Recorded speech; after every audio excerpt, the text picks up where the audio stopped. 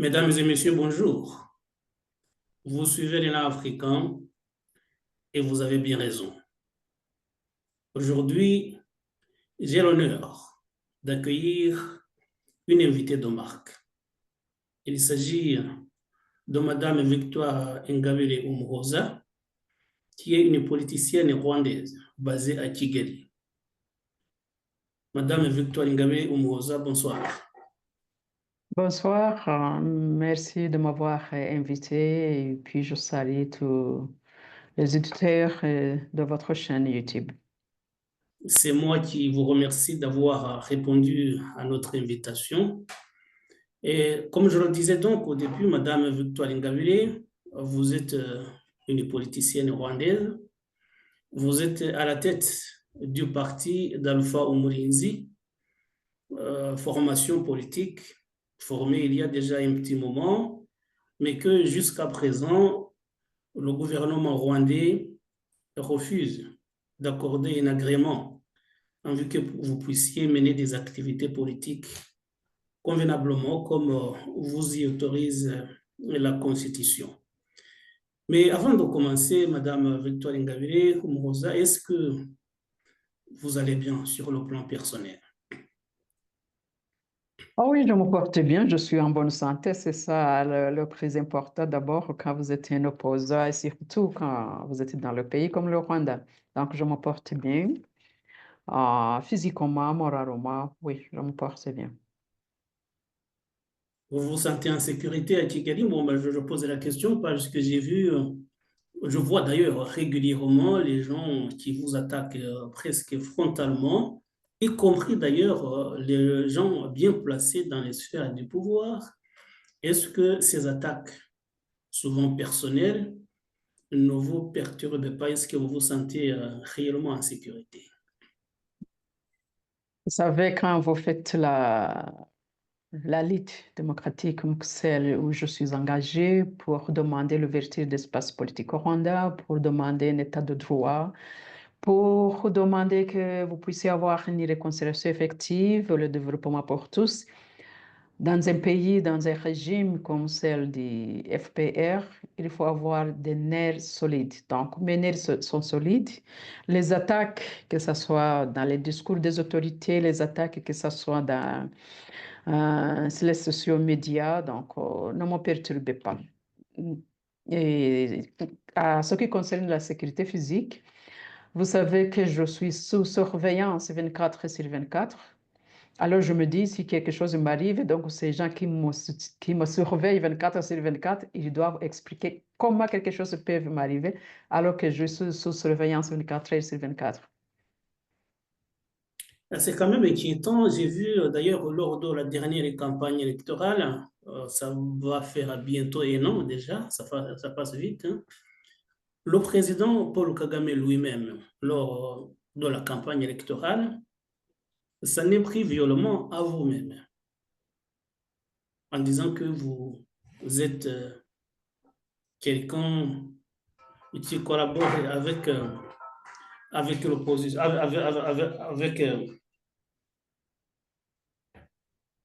avec ceux qui veulent perturber la sécurité du pays. Est-ce que quand vous avez senti le président lui-même s'en prendre à vous dans des termes très violents, il faut le dire, quand même, ça fait quelque chose, non? Now, if you are weak, if Rwanda is weak, it's going to succumb to, and even be apologetic, and or they shape it the way they want.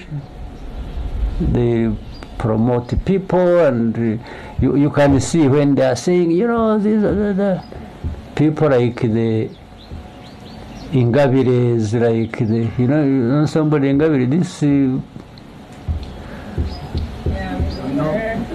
small woman of a genocide,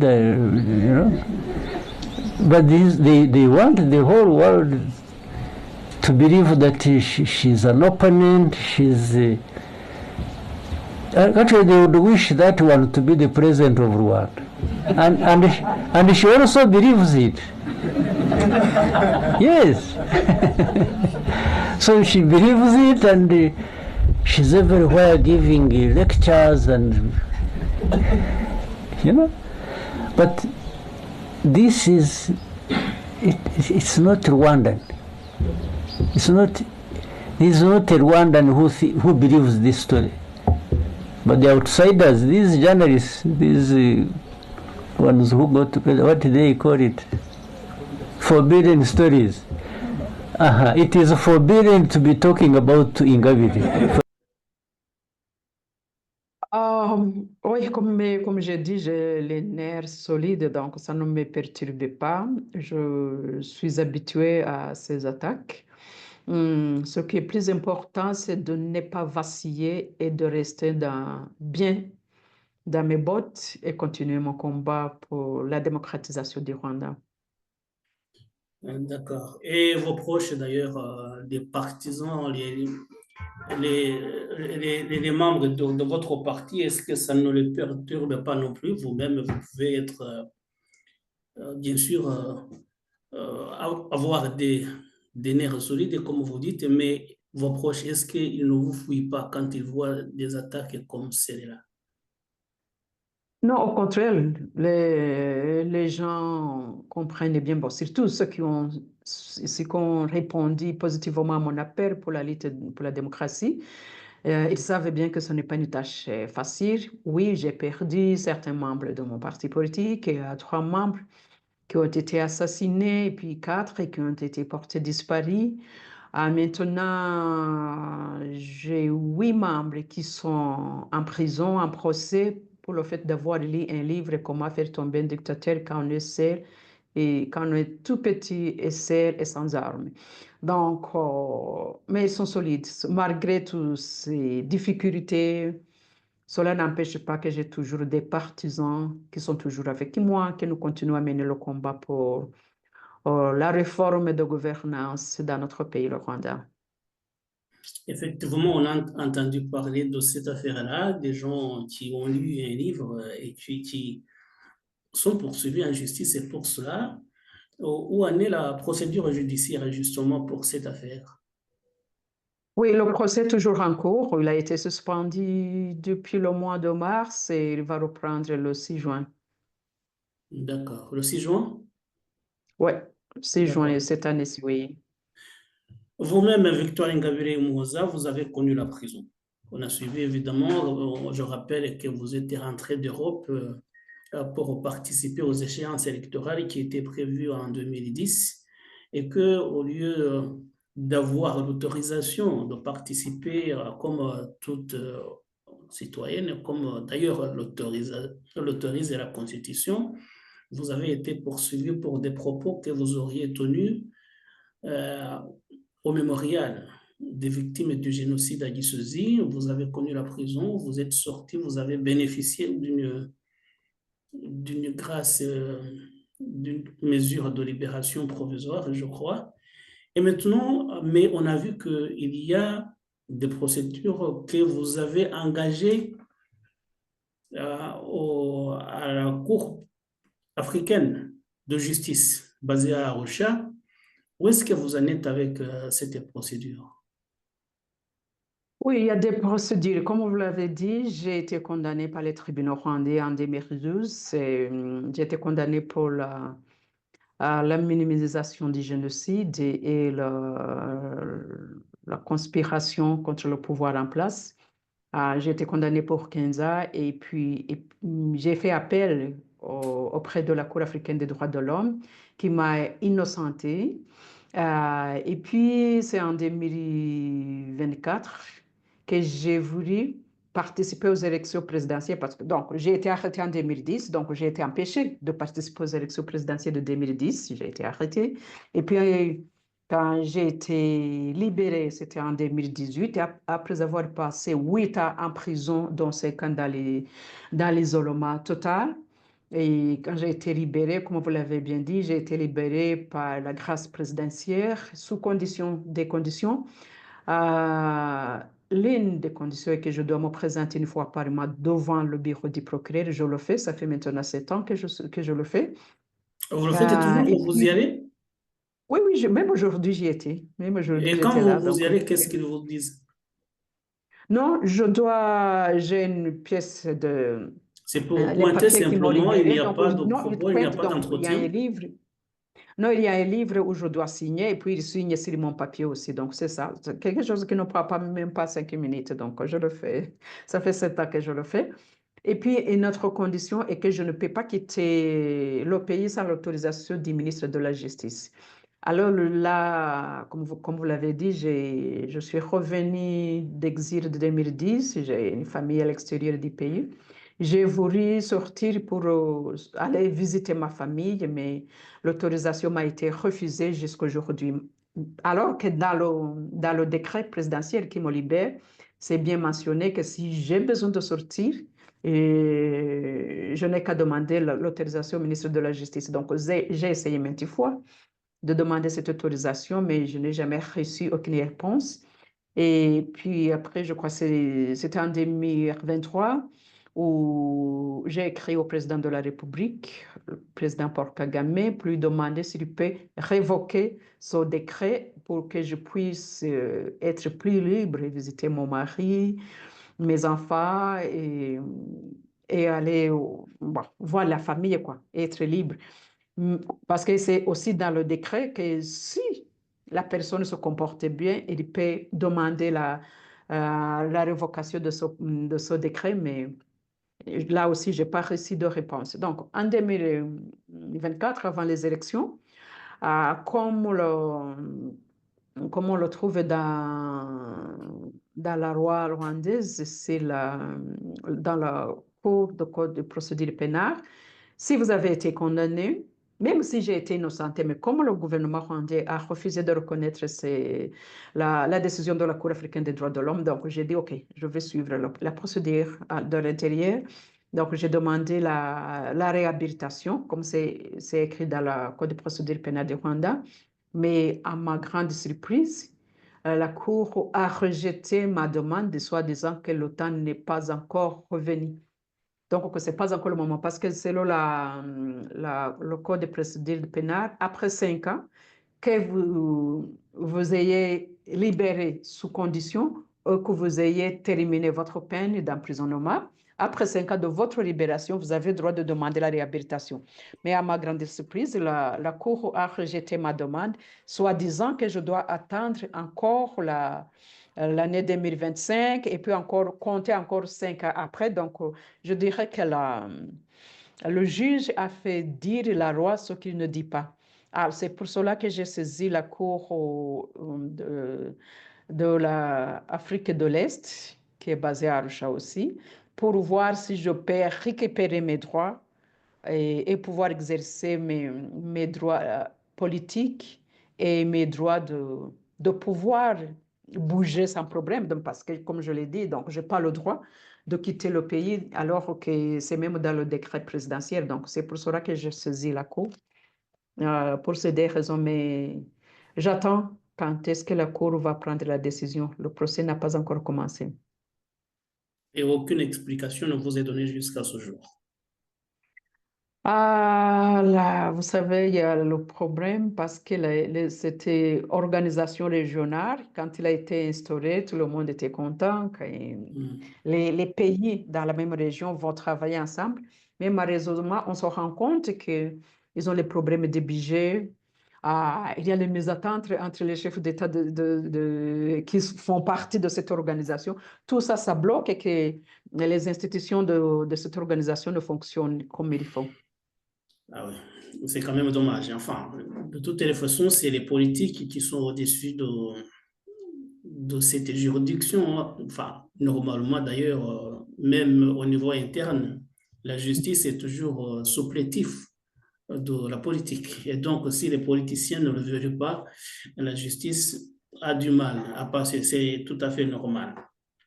Et pour Victoire Ingabire, pour revenir à je parlais tout à l'heure de la campagne électorale de l'année dernière, au cours de laquelle le président Paul Kagame, qui était alors candidat, s'en est pris violemment à vous. Alors, comment considérez-vous le déroulement des élections au Rwanda? D'abord, c'était campagne électorale, évidemment, au cours de laquelle le pouvoir s'arrange toujours pour écarter les candidats qui seraient plus ou moins sérieux, ce qui est votre cas d'ailleurs, et puis les résultats qui en sortent staliniens, il faut le dire, à 99, beaucoup de pourcentage. Comment jugez-vous le déroulement des élections, à commencer par la campagne électorale? Comme je vous l'ai dit dès le début, mon combat, c'est pour faire ouvrir l'espace politique au Rwanda. Alors, on ne peut pas parler des élections libres, transparentes et inclusives si l'opposition n'est pas autorisée à participer. C'est depuis 2003, je pense, que pour la première fois, après le génocide commis contre le Tutsi en 1994, qu'il y a eu des élections, mais là, on a vu que les personnes qui ont voulu participer ont connu des problèmes, notamment, par exemple, comment il s'appelle encore? J'oublie le nom. Je crois. Ouais, Théoneste, c'est ça. Docteur Théoneste a été arrêté en 2010. Maître Ntaganda et moi-même, on voulu participer. Nous avons été arrêtés. Docteur Théoneste a passé plus de 19 ans en prison. Maître Ntaganda a passé 4 ans en prison. J'ai passé 8 ans en prison. Et puis en 2017, mademoiselle Rwigara Diane a voulu participer. Elle a été arrêtée. Elle a passé 1 année en prison.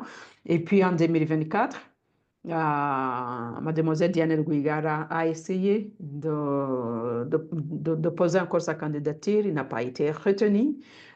J'ai demandé la réhabilitation. Maître Ntaganda a demandé la réhabilitation pour pouvoir participer. Le tribunal a refusé de nous réhabiliter. Donc, vous voyez, vous ne pouvez pas parler des élections libres, transparentes et inclusives où l'opposition est toujours exclue. Et d'ailleurs, des campagnes électorales sans débat. Et puis après, on a suivi justement le déroulement de ces élections-là, justement la campagne faussée et puis les résultats connus d'avance. Est-ce qu'on peut dire pour autant que le président Paul Kagame est illégitime? Et aussi longtemps qu'il a été élu, même si nous n'avons pas participé, moi, comme démocrate, je dis il a été élu de manière ou d'une autre, mais il faut l'accepter, c'est lui le chef de l'État aujourd'hui. Il suppose. Donc, il n'a pas mandat du peuple comme il le prétend. Vous ne pouvez, là, c'est un sujet qui est difficile quand même, vous ne pouvez pas dire qu'il n'a pas le mandat du peuple, alors qu'il a, même si les élections sont exclusives, où l'opposition est exclue, mais cela n'empêche pas que justement, il est élu par la population. Mais la population n'a pas la chance d'avoir des différents projets de société pour choisir le programme qui le convient. C'est ça peut-être qu'on peut dire.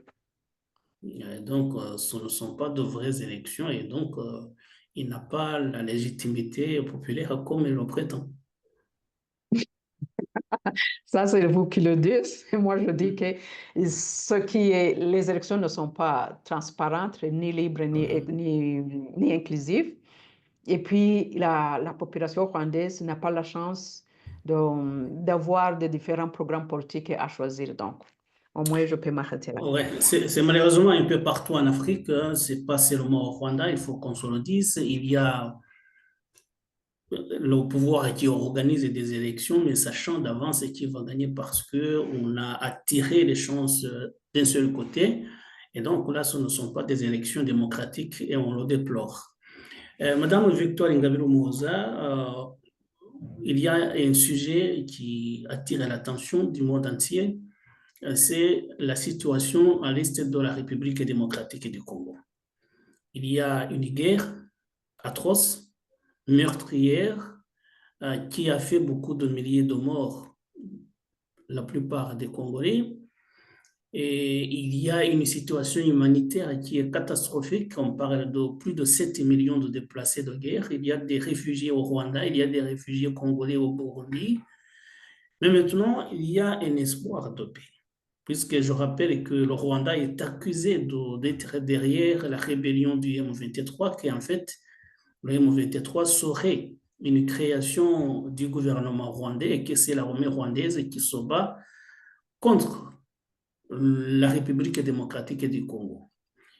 Vous, en tant que politicienne rwandaise, justement, quand vous suivez la situation, quel est votre avis là-dessus?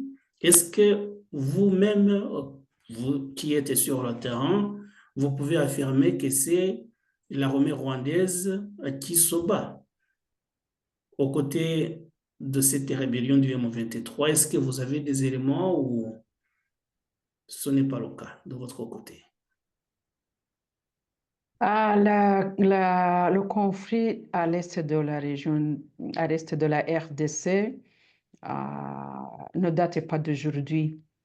Nous savons tous que la région de Glarac est entrée dans un cycle infernal de violence protéiforme depuis les années 1990 avec l'attaque des Rwandais qui a débouché en 1994 à un génocide contre les Tutsis et l'exil des millions de réfugiés dont la majorité s'est retrouvée à ce moment-là. C'était l'ex-Zaïre, qui est aujourd'hui la République démocratique du Congo.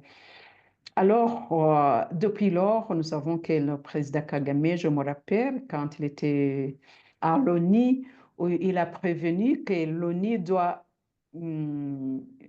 voir comment déplacer ces réfugiés loin des frontières du Rwanda. Donc, ce qu'on n'a pas fait, je crois qu'il l'a dit, et puis quelques années plus tard, ou bien une année, quelques mois, le chef de la rébellion a défait la FDL, si je me rappelle bien. Avec l'aide du FP, ils ont attaqué l'ex-Zaïre, aujourd'hui la RDC, et le président Mobutu a été chassé au pouvoir. Et beaucoup de milliers de Rwandais sont rentrés, mais il y a aussi des Rwandais qui sont restés là. Et jusqu'à aujourd'hui, qui ont formé un groupe armé, qui est les FDLR. Et jusqu'à aujourd'hui, le Rwanda clame que ces FDLR causent l'insécurité au Rwanda. Et c'est la raison pour laquelle ils attaquent. Donc, qu'ils disent pour avoir le problème à RDC. Et le Congo aussi accuse le Rwanda de soutenir le M23. Moi, ce que je pense, ce qu'il faut faire, c'est, je vois que souvent les gens discutent quelles sont les vraies causes de la guerre à l'est de la RDC qui vient de passer plus de 30 ans. Je crois que les vraies causes, c'est d'abord le manque de démocratie, d'un état de droit, de respect des droits de l'homme dans tous les pays de la région des Grands Lacs. Moi, je pense que si tous les pays de la région des Grands Lacs, il y a la démocratie, les droits de l'état de droit, alors on ne peut pas avoir cette guerre. Alors la solution se trouve à ce qu'on organise des dialogues à des échelons. D'abord le Le manque de dialogue. démocratie de quel côté, Madame Ngabire? Du côté de la RDC ou du côté du Rwanda? Mais je crois que le problème, c'est parce que si vous regardez, chaque pays de la RDC a sa rébellion. Chaque pays, même s'il y a quand même certaines avancées dans certains pays, comme dans RDC par exemple, on fait des élections, il y a des partis politiques qui peuvent exercer leurs activités librement sans problème. On voit qu'au Burundi, ils ont aussi leurs rébellions, mais il y a aussi quand même l'ouverture de l'espace politique, ce n'est pas comme au Rwanda, mais au Rwanda, le problème est que nous n'avons pas même pas cet espace politique qui est fermé. Mais si on voit, si chaque pays a une rébellion, et au Rwanda, nous n'avons pas seulement une rébellion, nous avons aussi des différents groupes politiques qui exercent leurs activités à l'extérieur du pays. Alors, ça ne peut pas donner la stabilité de l'arbre. Malgré, je vois les négociations qu'on est en train de faire aujourd'hui, moi, je pense que, c'est ça que j'allais dire, il faut un dialogue régional entre les États pour discuter ces problèmes des réfugiés et des rébellions de chaque pays. Vous hébergez des réfugiés qui se transforment en une rébellion, qui nous attaquent et vous voyez que les pays s'accusent. Alors, à ce moment-là, il faut un dialogue pour voir comment résoudre ce problème de ces réfugiés et comment résoudre le problème de ces groupes armés. Donc, ça, c'est au niveau régional. Alors, il faut revenir au niveau interne à chaque pays, de discuter avec ces réfugiés, avec ces rébellions, pour voir comment ces gens peuvent avoir la paix et la stabilité, exercer leurs droits dans leur pays sans contrainte. Donc, c'est ça qu'il faut. Il faut le dialogue à des échelons, au niveau régional, au niveau interne à chaque pays, pour résoudre le problème des rébellions, des groupes armés et puis des réfugiés. Je crois qu'on est en train d'y arriver d'ailleurs avec les pourparlers qu'on voit à Doha et d'ailleurs à Washington également. Avec les pourparlers de paix qui sont en place maintenant, on a suivi les processus de Luanda, le processus de Nairobi qui ont échoué. Et maintenant, il y a la pression américaine qui arrive et la pression occidentale d'ailleurs, puisqu'il y a également des sanctions occidentales de certains pays occidentaux qui ont été prises contre certains éléments de certains responsables rwandais. Et maintenant, on est entré, ce qu'on voit maintenant, puisque on ne sait pas encore, mais ce qui se profile à l'horizon, c'est que il y a un processus qui est à Doha. En fait, on dit que c'est le processus de Rwanda et le processus de Nairobi qui ont été fusionnés, mais ça veut dire que c'est un processus qui vise à régler les problèmes entre les Congolais eux-mêmes. Ça veut dire les discussions entre le gouvernement congolais et la rébellion AFC M23. Et puis, il y a Washington maintenant où la ministre congolaise des Affaires étrangères et le ministre rwandais des Affaires étrangères se sont rencontrés dernièrement et ont signé une déclaration de principe, en fait, pour qu'on puisse aboutir à un accord de paix.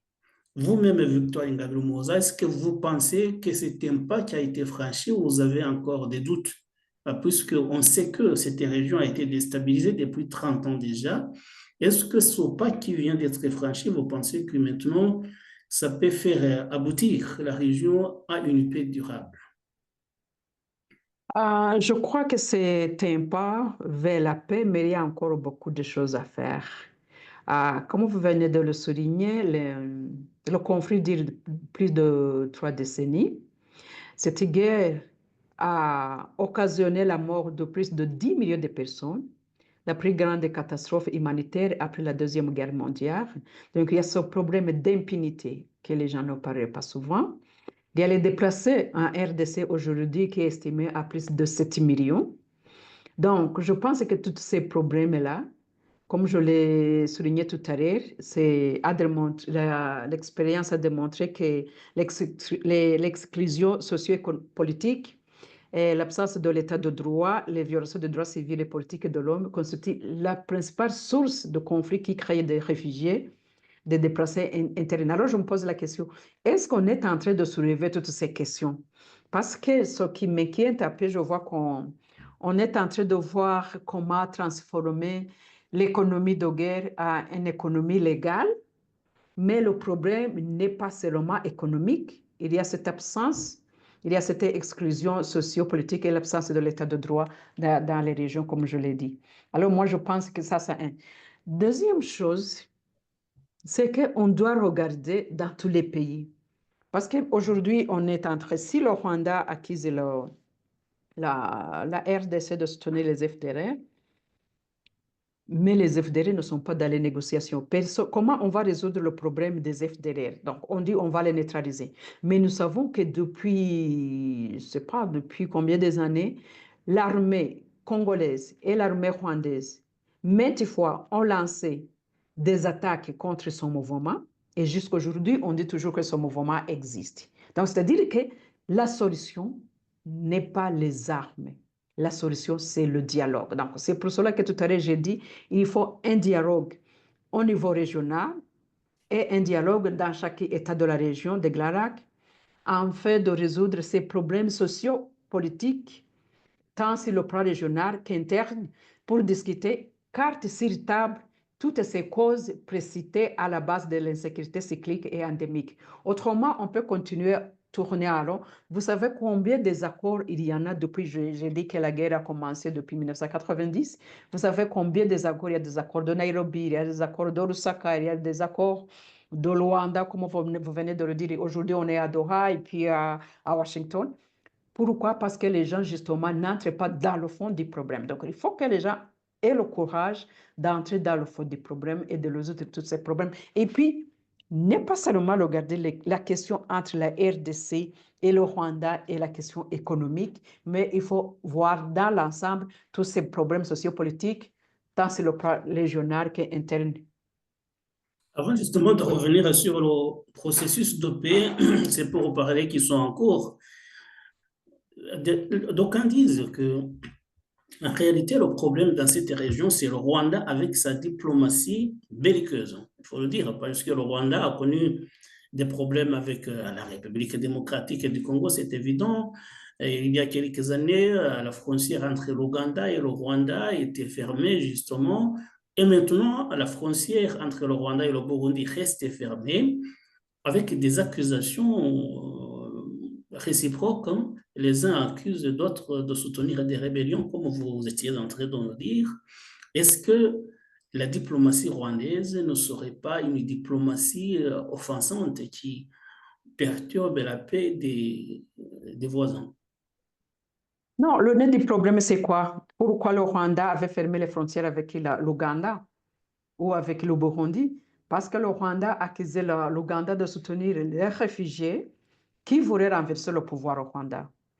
Alors, les frontières avec le Burundi et le Rwanda sont fermées parce que le Burundi accuse le Rwanda d'héberger ceux qui ont voulu faire le coup d'État au Burundi en 2015. Donc, vous voyez et vous comprenez bien pourquoi je dis il faut un dialogue régional et un dialogue à chaque État. Donc, pourquoi un dialogue à chaque État? Justement pour résoudre ce problème de ces réfugiés. Il y a des réfugiés rwandais au Burundi, il y a des réfugiés rwandais en Ouganda, il y a des réfugiés rwandais en RDC, il y a des réfugiés rwandais en Tanzanie. Donc, le Rwanda a toujours peur que ces réfugiés peuvent s'organiser et faire ce que le FPR a fait. Le FPR, c'est le parti au pouvoir Rwanda. C'était des réfugiés rwandais des années 1959, des années 1973, qui se sont organisés et attaqué le Rwanda.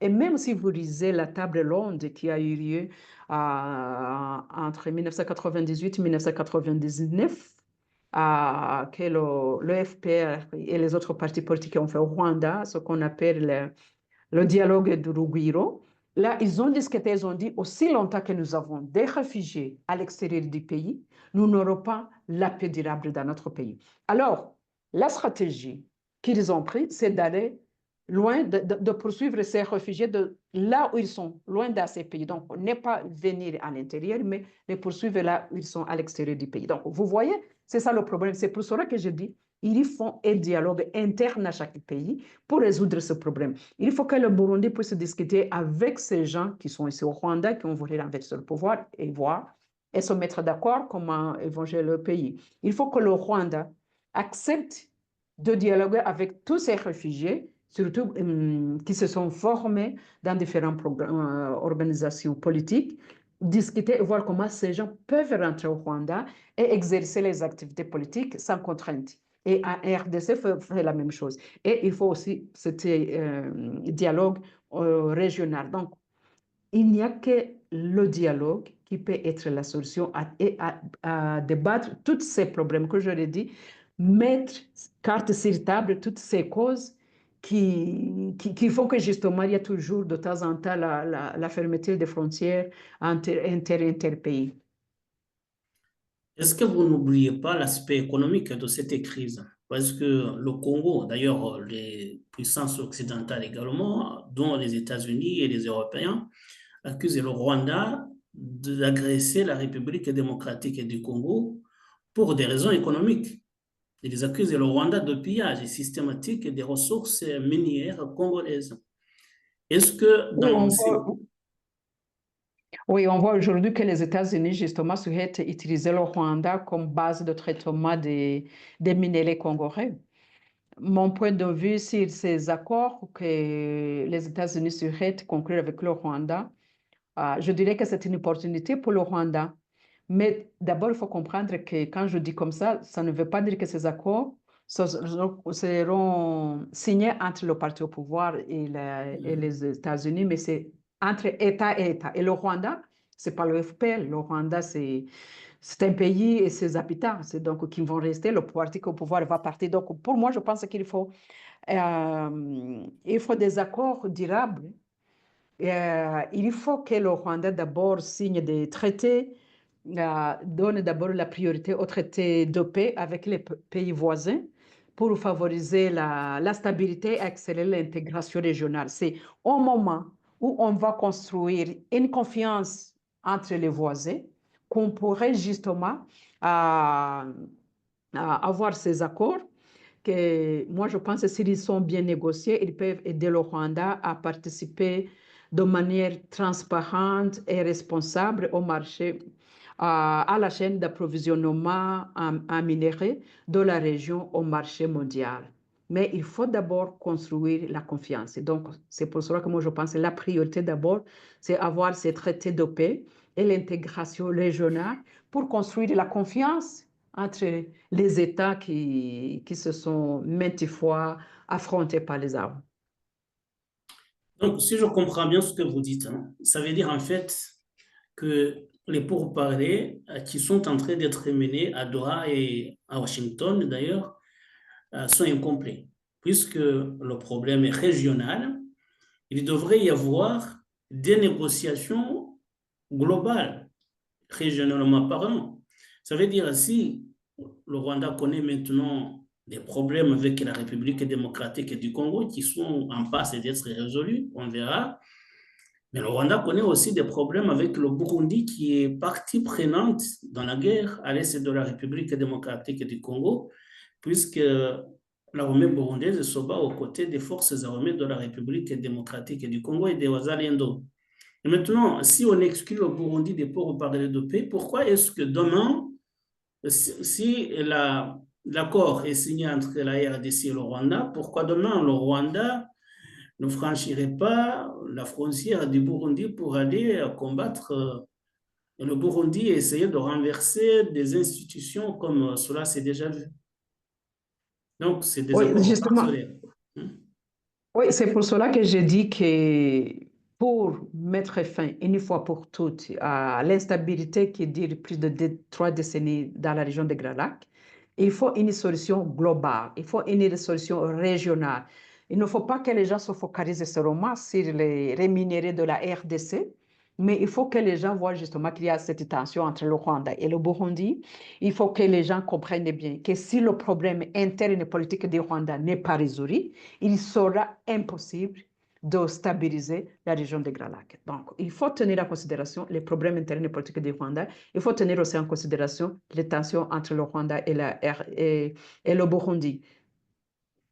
Comment est-ce qu'on peut y arriver, Madame Victoire Ingabire? Comment est-ce qu'on peut amener le gouvernement rwandais à initier des pourparlers ou un dialogue avec l'opposition interne comme vous-même, mais aussi Oui, oui, je crois que les partenaires du développement du Rwanda devraient comprendre ça et j'essaie maintes fois de les faire comprendre ça, que aussi longtemps que le problème interne du Rwanda n'est pas résolu, il sera impossible de stabiliser à long terme l'Est de la RDC et toute la région des Grands Lacs. Je cite l'exemple. En 2012, vous savez bien que ces partenaires ont coupé l'aide au Rwanda, ils ont pris des sanctions, mais ce qu'on voit, c'est que 10 ans après, la guerre a recommencé parce qu'à l'époque, là, on accusait aussi le Rwanda de soutenir le M23. Donc, ils ont suspendu l'aide. Le Rwanda a suspendu l'aide au M23. Ils se sont repliés sur le Rwanda et les autres en Ouganda. Mais ce qu'on a vu, c'est que 10 ans après, la guerre a recommencé. Donc, c'est-à-dire que c'est pour cela que moi je dis, pour donner une solution durable, il faut d'abord résoudre le problème interne du Rwanda, et le problème des réfugiés rwandais qui sont à l'extérieur. C'est déplorable que jusqu'à aujourd'hui, on exclut ce problème des réfugiés rwandais de l'extérieur. Deuxième chose, il faut que ce dialogue inclue aussi le Burundi. Donc, il faut mettre les cartes sur la table et discuter vraiment les vrais problèmes, les vraies causes de l'insécurité dans l'est de la RDC. Ce n'est pas question des minéraux seulement, mais c'est question de présence de ces réfugiés. Ce sont ces réfugiés qui se transforment en groupes armés, qui forment des groupes armés. Donc, il faut résoudre ce problème des réfugiés. Et il y a aussi la question d'impunité.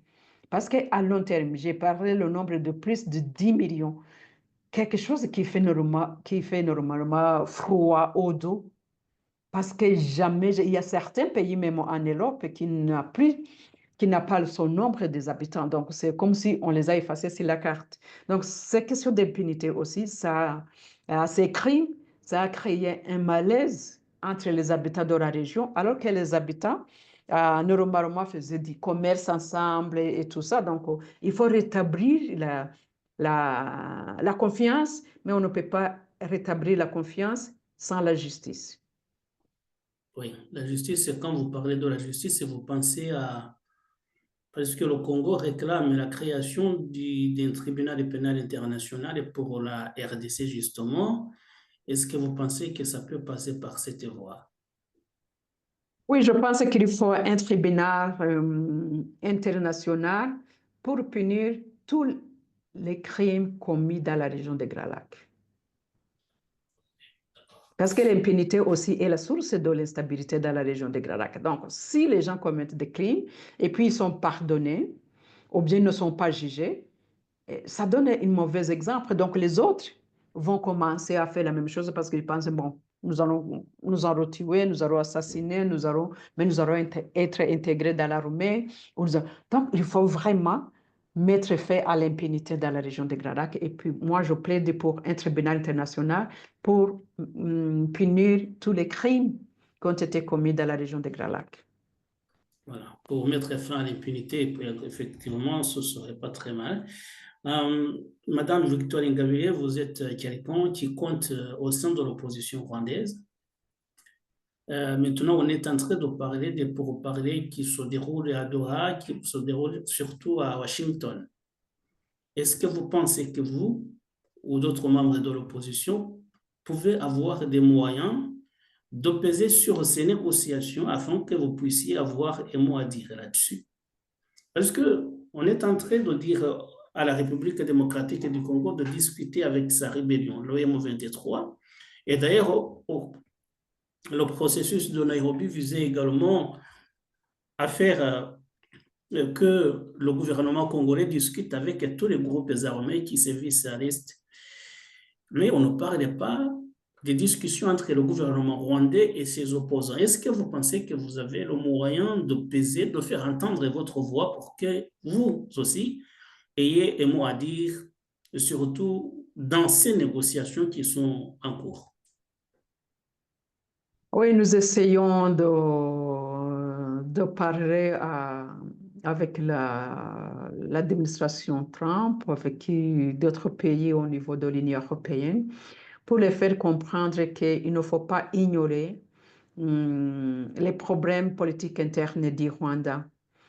Peut-être beaucoup de gens disent si vous ne prenez pas les armes, votre voix ne sera pas entendue. Mais moi, je dis que nous ne sommes plus à l'époque où il faut soutenir les seigneurs de guerre pour se faire entendre. Donc, les gens doivent comprendre que ce temps est révolu, mais qu'il faut plutôt privilégier la paix et le dialogue. Donc, c'est pour cela que nous essayons de les faire comprendre que il y a le problème des réfugiés, rwandais, burundais, congolais, qui doivent être résolus. Et ce problème ne peut pas être résolu sans l'implication des personnes concernées. Et spécifiquement pour le Rwanda, nous disons que sans l'ouverture de l'espace politique au Rwanda, sans la réforme de gouvernance au Rwanda, pour démocratiser le Rwanda, il sera difficile justement de parler de la stabilité à long terme, parce que tous ces réfugiés, comme je l'ai dit, moi j'ai toujours peur qu'ils vont faire comme leur père a fait. Et souvent je rappelle au FPR, il faut vous souvenir de ce que vous avez. Vous avez pris les armes parce que vous avez dit que le régime de Habyarimana n'a pas voulu vous écouter. Et aujourd'hui, nous avons aussi des réfugiés qui sont à l'extérieur. Et dans le dialogue de Rugwiro, vous avez soulevé cette question en disant que aussi longtemps qu'il y a des réfugiés à l'extérieur, il y aura toujours un problème de sécurité. Donc, il faut penser, il faut y penser, il faut y trouver une solution. Et la solution, c'est d'être humble et d'accepter, d'écouter les réfugiés, leurs revendications. Je sais bien que souvent on dit que ce sont des génocidaires, mais pas tout le monde n'est pas génocidaire. Tous les réfugiés rwandais ne sont pas génocidaires. Et moi je dis, s'il y a ceux qui ont commis des crimes, comme j'ai dit tout à l'heure, tous ceux qui ont commis les crimes doivent être traduits en justice, mais les innocents doivent exercer leurs droits. Donc, ils doivent rentrer, doivent exercer leurs droits politiques librement dans leur pays. Il faut les écouter. Donc, ça fait partie d'un combat que je mène, de faire aussi comprendre au régime du FPR qu'il faut ouvrir absolument l'espace politique sans toutefois faire recours à la force. Et c'est possible s'il y a la volonté politique. Et écouter l'opposition, c'est pas la faiblesse, c'est plutôt la force. Quand vous êtes fort, vous acceptez aussi d'écouter ceux que vous jugez qui sont faibles. J'ai d'ailleurs suivi une déclaration que vous avez faite, je crois, avant-hier, et vous appeliez l'opposition à se mettre ensemble, à travailler de concert. Je pense, si je détourne peut-être votre message, vous me dites, mais vous appeliez les opposants rwandais à apprendre à travailler ensemble pour trouver une solution durable, peut-être mener un combat commun pour amener le pouvoir à changer d'opposition. Je ne sais pas si j'ai bien interprété votre message, mais qu'est-ce que vous vouliez dire effectivement? Oui, ce que je voulais dire, c'est que pour que nous puissions être écoutés, c'est que nous devons absolument travailler ensemble. Moi, je dis souvent, d'abord, il faut avoir l'espace politique avant de se conduire comme si nous méritons pour occuper une telle place dans la politique, alors que vous êtes en dehors du terrain où se joue la politique. Donc, moi, je pense qu'à ce moment, aujourd'hui même, il est urgent que l'opposition rwandaise puisse parler d'une seule voix et pour exiger justement l'ouverture de l'espace politique, pour que nous puissions contribuer à la construction d'une paix durable dans la région. Et nous ne pouvons pas y participer si nous restons divisés et si nous ne pouvons pas formuler une même revendication, un même message pour donner l'espoir aux futures générations ou aux générations futures de notre pays. Est-ce que vous avez espoir? Parce que je pense que parmi l'opposition, il y a trop de divisions, il y a trop de malentendus. Est-ce que vous avez espoir que votre appel puisse être entendu?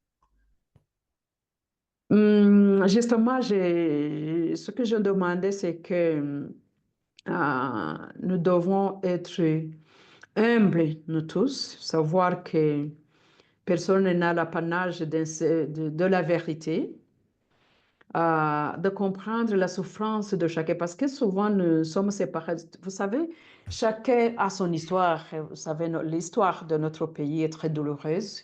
Chacun a son histoire. Alors, on a tendance de ne pas à l'écoute à l'autre. Donc, chacun veut que c'est moi qu'on doit écouter, c'est ma souffrance. Mais je pense que nous devons respecter la souffrance de chacun, même quand il semble contredire la nôtre. Mais il faut une écoute mutuelle, sincère et patiente, parce que c'est là où nous allons pouvoir nous unir pour construire une force qui peuvent influencer justement le cours des négociations qui sont en cours.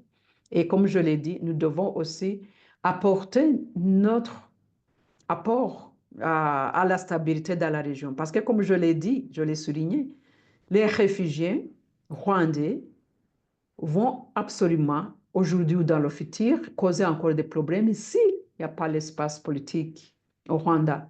Alors, c'est pour cela que je dis, comme aujourd'hui, il y a cette tentative de stabiliser la région de Grand Lac, il faut que nous essayions de former une série de voix pour demander l'ouverture de l'espace politique et pour que les problèmes soient résolus une fois pour toutes dans toute la région. Bon, je vous remercie, Madame Victoire Ingabire. Avant peut-être de clore cette émission, je voudrais vous demander, on a vu justement qu'il y a des sanctions qui ont été prises contre pardon, le Rwanda. Il y a d'ailleurs la Belgique également. C'est le Rwanda qui a pris l'initiative de rompre les relations diplomatiques avec la Belgique, ce qui a un impact non négligeable sur le cours de l'économie rwandaise.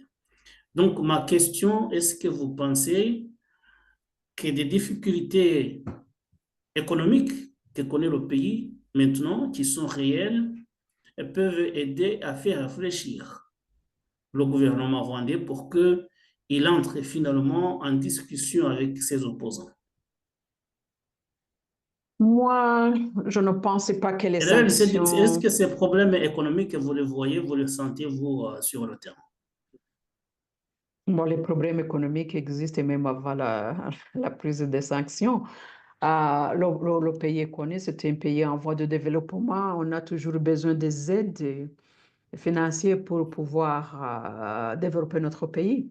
Donc, ça, c'est pas un secret. Donc, là, nous avons toujours besoin d'aide. C'est pour cela que moi, je pense que les sanctions, je ne suis pas fanatique des sanctions parce que ça ne résout pas les problèmes. Comme je l'ai dit tout à l'heure, les sanctions ont été prises dans les années 2012. Oui, la guerre a été arrêtée, mais n'a pas été terminée parce qu'elle a repris 10 ans plus tard.